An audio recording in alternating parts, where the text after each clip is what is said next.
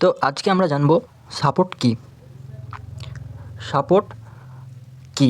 Support হলো চার্টের এমন এক প্রাইস জোন যেখানে দাম নিচে নামার পর বারবার এসে সেলিং প্রেসার কমে এবং বায়ার্সের আগ্রহ বাড়ে। আবার বলি, সাপোর্ট হলো চার্টের একটি জোন, যে জোনটাতে প্রাইস বারবার রিজেকশন করে। ধরে নাও প্রাইস চার্টের মধ্যে কোনো একটা জায়গাতে নিচে নামছে, নিচে নেমে আবার উঠছে, আবার সেই জায়গাতে নামার চেষ্টা করছে এবং সেই জায়গা থেকে আবার উঠে যাচ্ছে এবং আবার নামছে, আবার সেই জায়গা থেকে উঠে যাচ্ছে। তো সে যে জায়গা থেকে প্রাইস নিচে নেমে বারবার উঠে যাচ্ছে সেই জায়গাটা হচ্ছে সাপোর্ট জোন। তাহলে আমাদেরকে এখানে বুঝতে হবে যে এখানে এই জায়গাটা থেকে কেন বারবার মার্কেট উঠে যাচ্ছে। আমি ভালো করে আবার এখানে আঁকছি। এই যে এখানে এটা হচ্ছে সাপোর্ট জোন। এখানে কেন বারবার প্রাইস উঠে যাচ্ছে এটা আমাদের দেখতে হবে। সেলিং প্রেসার কমে। এখানে যখনই মার্কেট নিচে নামতে নামতে চলে আসছে এখানে এই পয়েন্টে, তখন সেলিং প্রেসার কমে যাচ্ছে এবং যারা বায়ার আছে তারা এই জায়গাটাতে ইন্টারেস্টেড, এখানে কিনতে শুরু করছে। যখনই মার্কেটে সেই জিনিসটা কিনতে শুরু হবে তার দাম আবার বাড়তে শুরু করবে। আবার যখন দাম কমতে কমতে আবার এই জায়গাটাতে আসবে বা আসে, তখন বায়াররা আবার কিনতে শুরু করে। আবার সেই সময় কী হয় যে বায়াররা প্রাইসটাকে উপরে নিয়ে যায়। এইভাবে যখন 2-3 বার একই জায়গা থেকে প্রাইস ঘুরতে থাকে তখন সেই জোনটা তৈরি হয় সাপোর্ট জোন।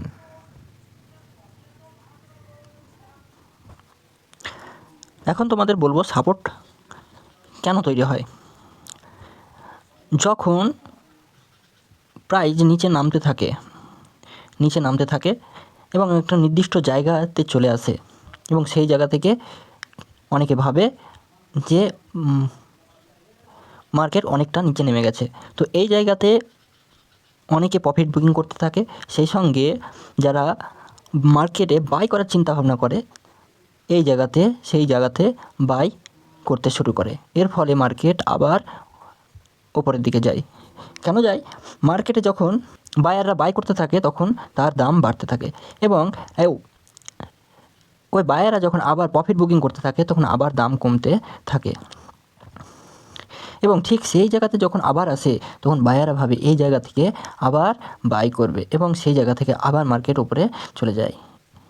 এইভাবে যখন দুটো রিজেকশন পাওয়া যায় একই জায়গা থেকে, সেই জায়গাটা আমাদের তৈরি হয়ে যায় সাপোর্ট জোন এবং সেই জায়গাতে সাধারণত ট্রেডাররা কীভাবে যে এই জায়গা থেকে আবার মার্কেট নিচে আসলে আমরা বাই করব এবং সেই জায়গাতে হিউজ পরিমাণে কী হয় যে ট্রেডাররা বাই করতে শুরু করে, যার ফলে এই যে সাপোর্ট থেকে আবার মার্কেট উপর দিকে চলে যায়।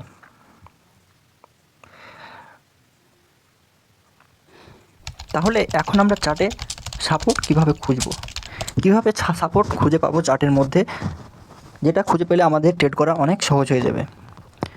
এর জন্য প্রথম স্টেপ হচ্ছে চার্টটাকে জুম আউট করো, ছোট করে নাও। অ্যাটলিস্ট তোমার 100 থেকে 200 বা তারও বেশি তুমি ক্যান্ডেলকে নাও। 5 মিনিটের টাইম ফ্রেম নাও। যত টাইম ফ্রেম ছোটো নেবে ততই সুবিধা হবে না, যত টাইম ফ্রেম বড় নেবে সাপোর্ট রেজিস্ট্যান্স তত স্ট্রং বোঝা যাবে। তো 5 মিনিটের টাইম ফ্রেমে তুমি সাপোর্ট রেজিস্ট্যান্স তৈরি করো। অন্ততপক্ষে 150 থেকে 200 বা তারও বেশি 250-300 এতগুলো ক্যান্ডেলকে দেখার পরে তুমি চার্টে সাপোর্ট খুঁজতে শুরু করো। এখন কিভাবে 150 থেকে 200-300 এই যে ক্যান্ডেলগুলোকে নিয়ে সাপোর্ট খুঁজবে? প্রথমে তুমি দেখো যে আগে বলেছিলাম যে সাপোর্ট হচ্ছে একটা প্রাইস জোন, একটা জোন যেখান থেকে প্রাইস বারবার রিজেকশন করছে। তাহলে যেখানে দাম বারবার নিচ থেকে ফিরে এসে সেটা খোঁজো, মানে যে জায়গা থেকে দামটা বারবার নিচে গিয়ে আবার উপরে যাচ্ছে, সে একটা সেই জায়গাটা খুঁজে বের করো। এটা একটা লাইন হবে, তার কোনো মানে নেই। ধরে নাও কোনো একটা প্রাইস 100 টাকায় আছে, সেটা নিচে নেমে 50-এ আসলো, এবং তারপর সেই 50 থেকে উঠে গিয়ে আবার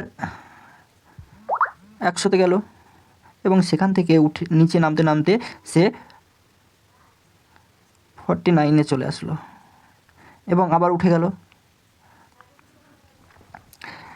এবং আবার নিচে নেমে সে 51 আসলো। তাহলে এই যে এই একটা জোন 49 থেকে 50-র মধ্যে, এই জোনটা হচ্ছে সাপোর্ট জোন। এই জায়গাটা তোমরা মার্ক করবে, কারণ এই যে দুটো যখন পরপর দুটো রিজেকশন আসলো, তারপর থেকেই পরের যে রিজেকশনটা সম্ভবত হওয়ার কথা এই কাছাকাছি একটা জায়গা থেকে, তাহলে আমরা কি করব, এই যে জোন, এই জোনটা দুটো থেকে আমরা তৈরি করব। এই পিক পয়েন্টকে কানেক্ট করে যে একটা জোন তৈরি হবে, সেই জোনটা তৈরি করব, এবং যখন দ্বিতীয়বার এই জায়গাতে আসবে আমরা সেই জায়গাতে ট্রেড নেওয়ার চেষ্টা করব। সাধারণত বেশিরভাগ ক্ষেত্রে কি হয় যে এই জায়গা থেকে আবার রিজেকশন মারার সম্ভাবনা থাকে। তবে তোমাদের একটা জিনিস মনে রাখতে হবে, সাপোর্ট এই জিনিসটা কোনো লাইন নয়, সাপোর্ট একটা জোন। অনেকেই নতুন ট্রেডার যারা নতুন ট্রেড করে তারা ভাবে কি সাপোর্ট একটা লাইন, সাপোর্ট লাইন একটা প্রচলিত কথা যে সাপোর্ট লাইন, কিন্তু সাপোর্ট একটা লাইন না, একটা জোন। কোনো একটা জায়গা থেকে কি প্রাইস ওপরে উঠে যাচ্ছে, কোনো একটা জায়গা থেকে। ধরে নাও এই জায়গাটা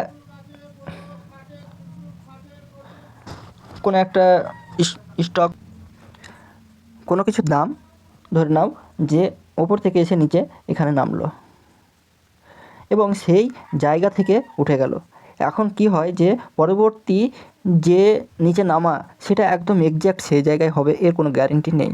এমনও হতে পারে সে কিছুটা নিচে নামার পরে আবার উঠে গেল, আবার সে আবার নিচে নেমে আবার এখানে আসলো, এবং এখান থেকে উঠে চলে গেল। তো এটা কোনো একটা জোন নয়, সে একটা জায়গা, কোনো একটা লাইন নয়, সে এই সাপোর্ট হচ্ছে একটা জোন, কোনো একটা নির্দিষ্ট জায়গা থেকে উঠে যাচ্ছে, জায়গার আশপাশ থেকে উঠে যাচ্ছে, এটা হচ্ছে সাপোর্ট জোন। তো অনেক নতুন ট্রেডার যারা নতুন ট্রেড করে তারা একটা লাইন ড্র করে, এবং অনেক ক্ষেত্রে কী হয় স্টপ লস লাইনের নিচে দিয়ে দেয়। এখানে এই অনেকে যখন ট্রেড নেয়, নতুন ট্রেডার এখানে যখন আসে তখন এই যে এই জায়গাতে স্টপ লস, এখানে স্টপ লস দিয়ে দেয়। সেক্ষেত্রে কী হয় যে স্টপ লস কিছুটা নিচে নেমে যাওয়ার পরে আবার উপরে উঠে যায়। তো এক্ষেত্রে কী হয় যে এই জোন যদি আমরা আঁকতে পারি তাহলে সেক্ষেত্রে কী হবে যে স্টপ লসটা সঠিকভাবে দিতে পারবো, এবং সেই জোন থেকে ওঠার সম্ভাবনা বেশি থাকে। এখন কোশ্চেন হচ্ছে স্ট্রং সাপোর্ট বুঝবো কীভাবে, কোনো একটা সাপোর্ট কতটা স্ট্রং সেটা আমরা বুঝবো কীভাবে। সব সাপোর্ট শক্তিশালী কিন্তু নয়, সাপোর্ট যতটা গুরুত্বপূর্ণ হবে ততটা আমরা অ্যাটেনশন দিতে ভালো পারবো। তাহলে একটা স্ট্রং সাপোর্ট সেটা বোঝার প্রথম যে বিষয় হচ্ছে মাল্টিপল টাচ, মানে প্রাইস যখন কোনো একটা জায়গা নিচে নামছে, কোনো একটা জায়গাতে রিয়াকশান করছে নিচে নামার পর, সেই জায়গা থেকে যখন বারবার মাল্টিপল টাচ যেটাকে বলছে, বারবার টাচ করার পর উঠে যাচ্ছে, সেই জায়গাটা হচ্ছে স্ট্রং সাপোর্ট এরিয়া।